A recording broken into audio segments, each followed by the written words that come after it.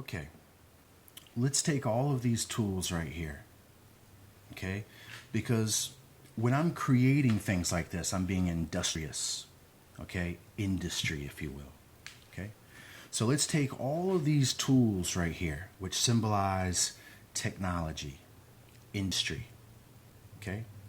In essence, they symbolize potential and the ability to achieve that potential. Now, like an early humanity, and let's just simply call it as we see it, we were primitive.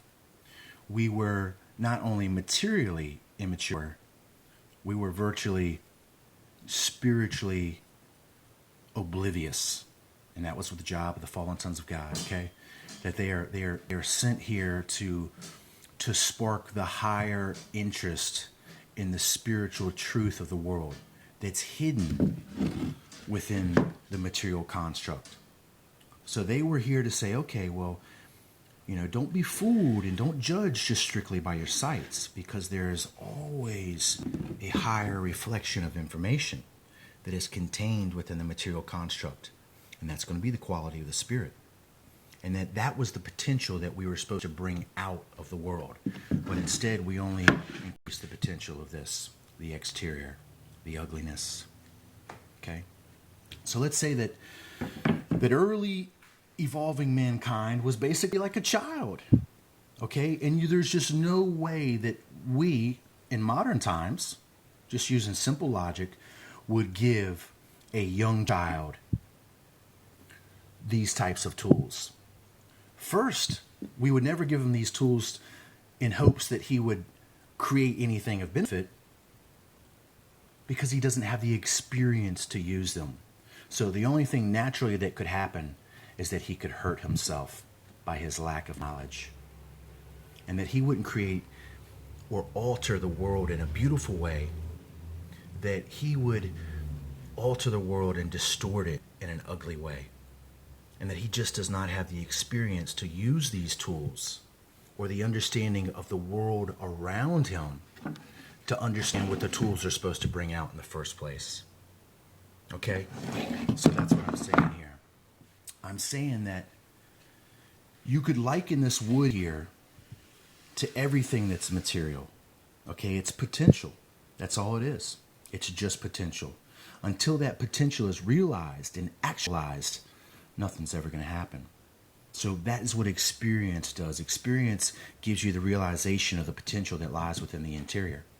So on the reverse side of this wood, where you see that I haven't done the carving, there's all the ugliness. There's the exterior of the wood. Now that I do the carving and I understand the potential that's hidden within the interior of the wood, I can create something of beauty. Now here's the kicker. We find out that really what's needed is the high knowledge of the material world, and that's that there is a spiritual truth that is hidden within the material construct. And this is where it's going to reveal that do what thou wilt doesn't work. It doesn't work in the real world, and it's not going to work with this piece of wood right here. I just can't do what thou wilt and hope to achieve perfection. It don't work. You know why? Because this wood grain only runs in one direction. That's right. It's like the hairs on a cat. They only lay one way. It's like the shingles on a roof. They only lay one way. It's like the scales on a fish. They only lay one way. If they were to lay the opposite way, the fish wouldn't be water dynamic. The shingles on the roof wouldn't shed water. And then the hairs on a cat wouldn't be smoothed when you rubbed it. And it wouldn't be something that you'd want to pet. Same thing with the fibers of the wood. They only go one way. There's only one path to perfection. I can't just simply take my carving tool and start going any old direction. Guess what's going to happen? I'm going to get tear out. That's what that is right there. That's tear out. That's not a smooth carve.